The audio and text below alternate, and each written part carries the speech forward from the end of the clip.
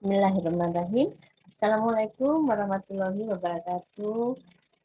Selamat siang, mahasiswa baru di semester 1 ini. Semoga semuanya kita dalam keadaan sehat walafiat. Salam kenal dari Ibu yang sebagai dosen pengampu mata kuliah ini. Dan kita hari ini adalah pertemuan pertama. Semoga di pertemuan pertama kita daring ya, bisa dilancarkan hingga selesai pembelajaran. Oleh karena itu, sebelum kita mulai pembelajaran ini, mari kita berdoa agar semua harapan kita untuk menyelesaikan di pertemuan pertama ini dapat dilancarkan oleh Allah Subhanahu wa Ta'ala. Mari kita berdoa sesuai keyakinan kita masing-masing. Doa dimulai.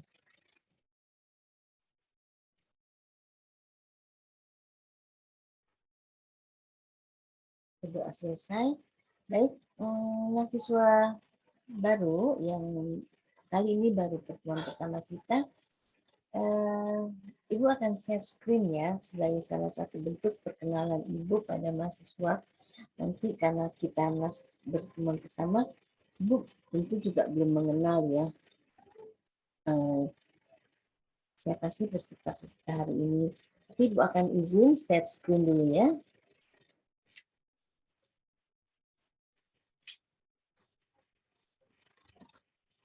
Nah, sudah terlihat?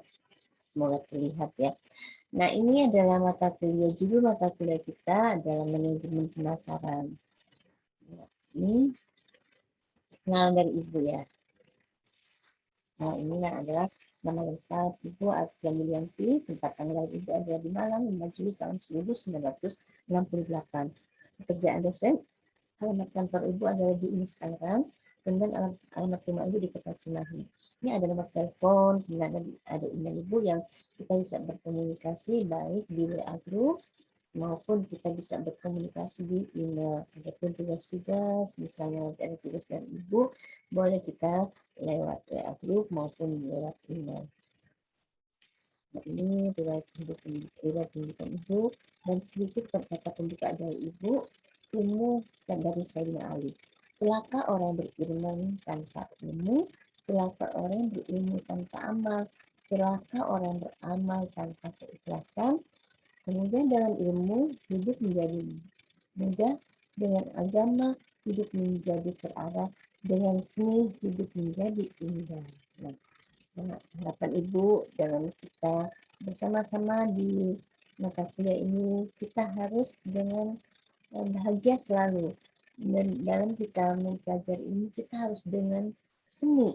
Seni bukan berarti kita harus bernyanyi, tapi kita harus dengan kebahagiaan, keindahan, kemudian dengan cara-cara yang baik itu adalah seni, sehingga kita menjadi bahagia dan indah. Oke, ini pembuka dari Ibu. Boleh Ibu kenalan dengan mahasiswa satu persatu? Itu ada tertulis nama Lukman. Oh ya, Lukman, sebutkan Lukman dari mana, kemudian asalnya dari mana, coba sebutkan. Baik, Lukman. Kemudian juga Ibu lihat ada nama Indah ya. Mbak Indah, sebutkan Indah dari mana? Oh ya, terima kasih. Ya, untuk semuanya ya, terima kasih buat semua mahasiswa yang telah menyebutkan satu persatu namanya. Perkenalan kita ini semoga menjadi suatu yang kesan yang sangat indah, sehingga kita tidak bosan untuk pertemuan-pertemuan selanjutnya. Baik, Ibu lanjutkan slide dulu ya, sudah perkenalan kita. Di mata kuliah ini kita coba, Ibu akan coba menyampaikan deskripsinya dulu sehingga nanti kita akan tahu apa sih tujuan mata kuliah kita dan apa manfaatnya. Jadi deskripsi mata kuliah ini manajemen pemasaran. Nah, pemasaran disusun sebagai upaya pelaksanaan pembelajaran mata kuliah pemasaran yang efektif dan efisien. Kemudian seluruh rancangan pembelajaran dan rancangan tugas serta materi yang digunakan sebagai pegangan mahasiswa. Jadi ini salah satu deskripsinya lagi. Rancangan ini mencakup rancangan pembelajaran, rancangan tugas, serta materi mata kuliah yang terdiri dari konsep, dasar pemasaran, strategi pemasaran, bauran pemasaran, marketing mix, penetapan harga, lembaga dan saluran distribusi, iklan dan promosi, pemasaran, perilaku konsumen, program pengembangan produk dan merek, serta biaya pemasaran dan keuntungan efisiensi pemasaran, riset dan pemasaran. Nah, ini adalah deskripsi mata kuliah. Adapun dengan mata kuliah ini, tujuan yang kita harapkan, mata kuliah ini memberikan pengetahuan, teknik, dan aplikasi yang komprehensif, serta mengenai manajemen pemasaran. Kemudian mahasiswa akan memperoleh materi mengenai peranan, manajemen pemasaran, proses pemasaran, ruang lingkup manajemen pemasaran, perencanaan strategis yang berorientasi pasar, serta peranan sistem informasi pasar.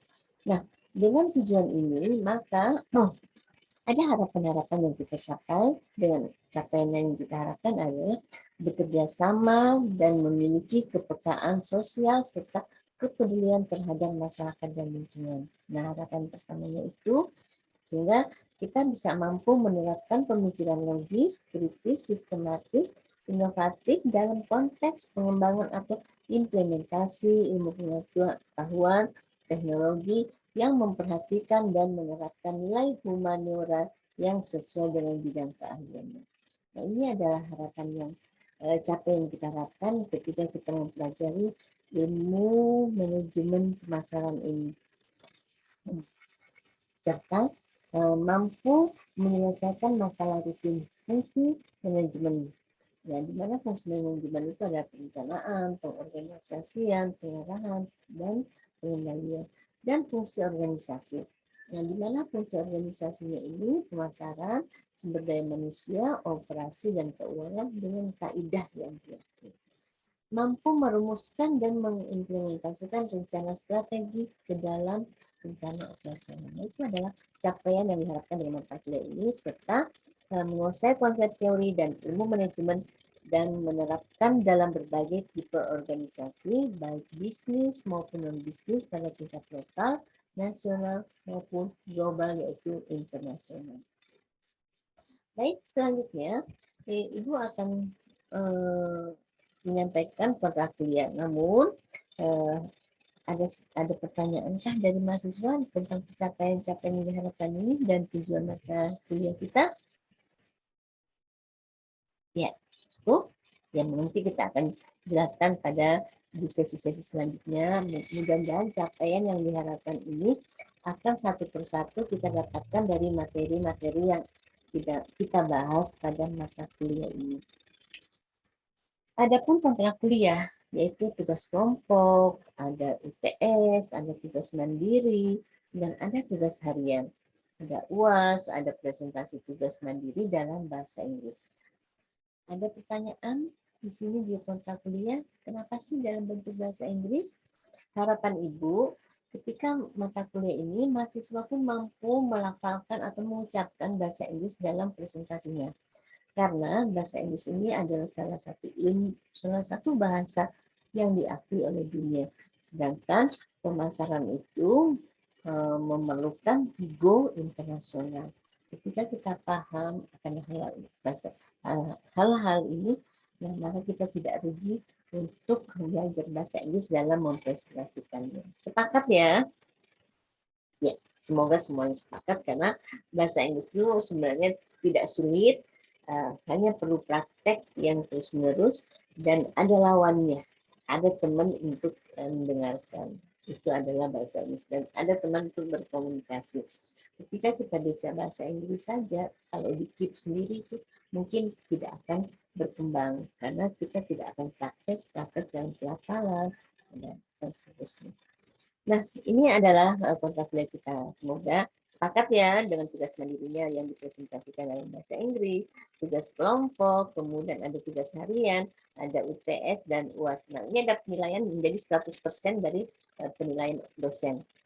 Baik adik-adik mahasiswa, ini ada tema-tema yang sudah Ibu uraikan. Nanti kita setelah UTS, maka akan ada pemaparan per kelompok. Untuk materi, silakan mahasiswa memilihnya, kemudian dibentuk kelompoknya sendiri, Kemudian waktu presentasinya ditentukan sendiri, tapi tetap berurutan kelompok 1 sampai kelompok selanjutnya. Ada pertanyaan nggak di sini? Oh iya, baik. Per kelompok kayaknya 2 orang saja ya, karena kan kalian ada adik-adik mahasiswa ada 10 orang, maka satu kelompok 2 orang saja. Jadi kita nanti ada 5 kelompok, adapun sisa yang tidak dipilih oleh mahasiswa akan dipresentasikan oleh dosen. Untuk tugas mandiri, dari semua judul ini akan Ibu buat lagi judulnya. Nanti judul akan dibuat oleh dosen, mahasiswa bisa memilih di mana judul yang akan saya pilih untuk saya jadikan mini research. Mini research itu adalah penelitian sederhana karena adik-adik mahasiswa ini adalah calon-calon mahasiswa atau generasi yang akan maju, akan banyak tantangan, maka hal-hal penelitian, kemudian presentasi itu adalah hal-hal biasa, menjadi hal biasa, jadikan kebiasaan, sehingga tingkat kesulitan dasar dan tingkat kesulitan tinggi semuanya bisa terlampaui oleh mahasiswa, karena kita belajar dulu dari dasar, menulis yang mudah, kemudian menulis yang susah. Maka mini riset ini Ibu hanya menyampaikan, hanya memberi tugasnya paling akan memilih penelitian sederhana 2 variabel maksimal 2 variabel. Ini ya materi-materi nanti judulnya akan diberikan. Di sini ada pengertian dari pemasaran, adalah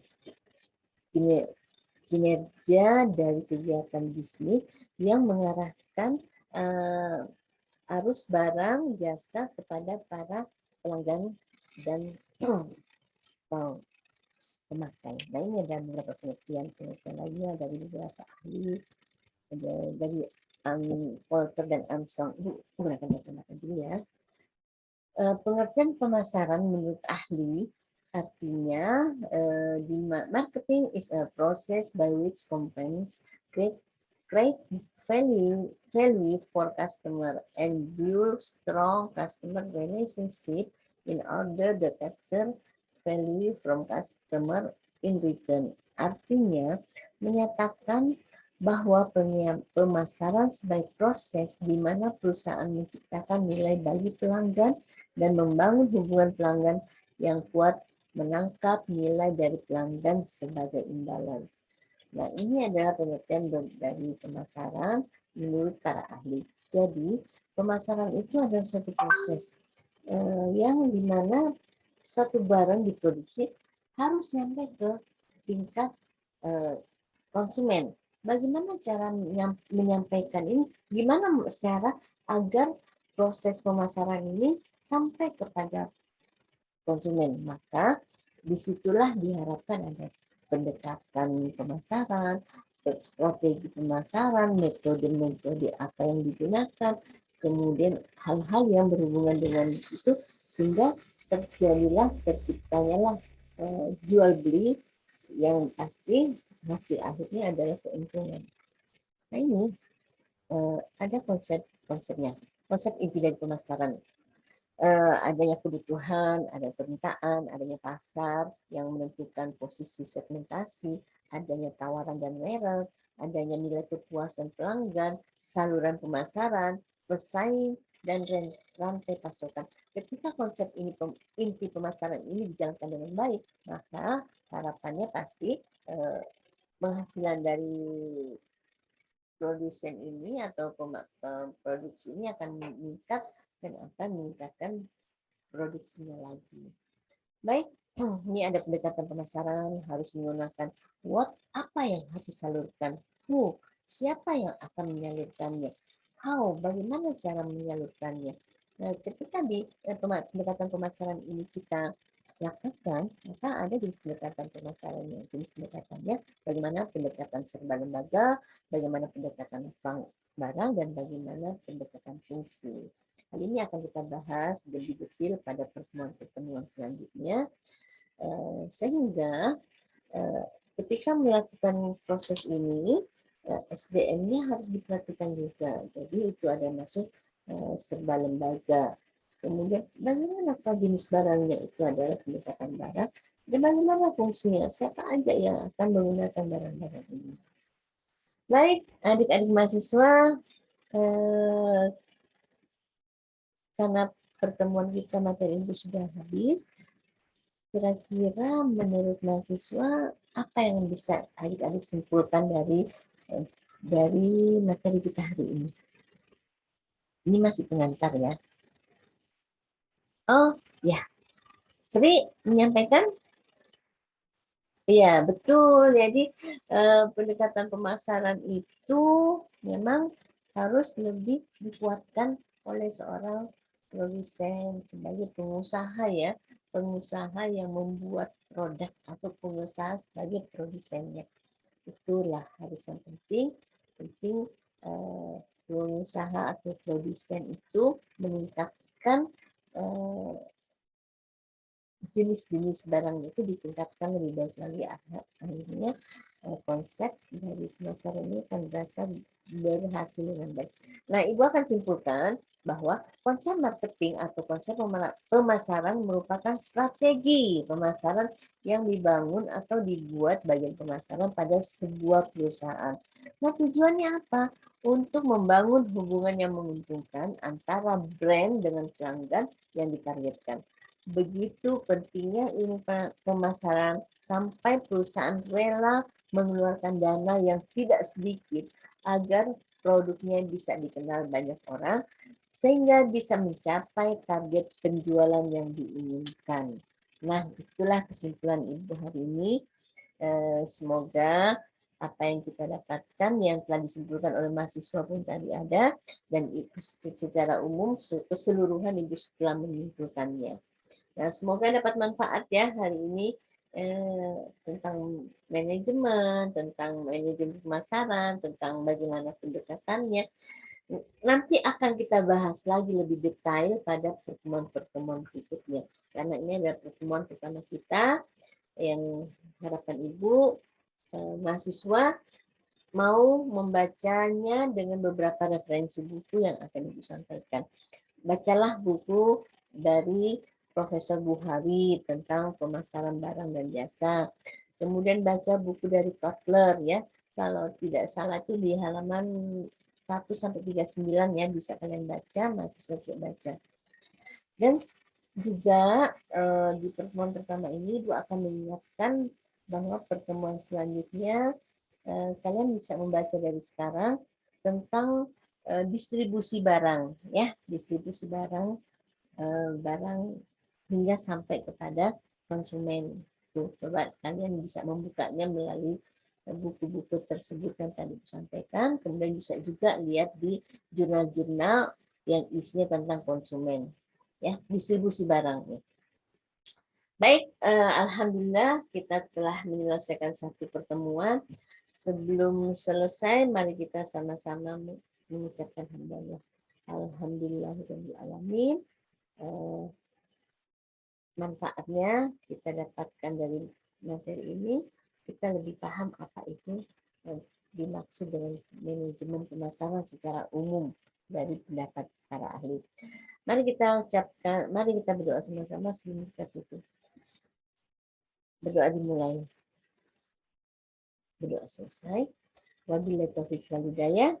Assalamualaikum warahmatullahi wabarakatuh. Terima kasih Ibu, pamit sama-sama, kita sama-sama tutup room. Sampai ketemu lagi di pertemuan berikutnya.